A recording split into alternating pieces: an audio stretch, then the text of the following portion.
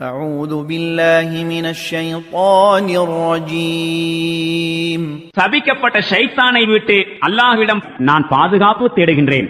إذ عرض عليه بالعشي الصافنات الجياد அந்த சந்தர்ப்பம் நினைவுகூரத்தக்கதாகும்.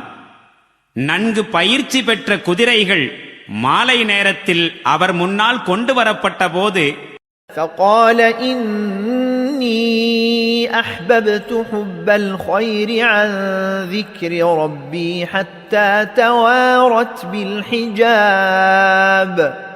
அவர் கூறினார், என்னுடைய இறைவனை நினைவுகூர்வதற்காகவே நான் இச்செல்வத்தை நேசிக்கின்றேன். இறுதியாக அக்குதிரைகள் கண்ணை விட்டு மறைந்தபோது அவர் கட்டளையிட்டார், ردوها علي فطفق مسحا بالسوق والأعناق அவற்றை என்னிடம் திரும்ப கொண்டு வாருங்கள்.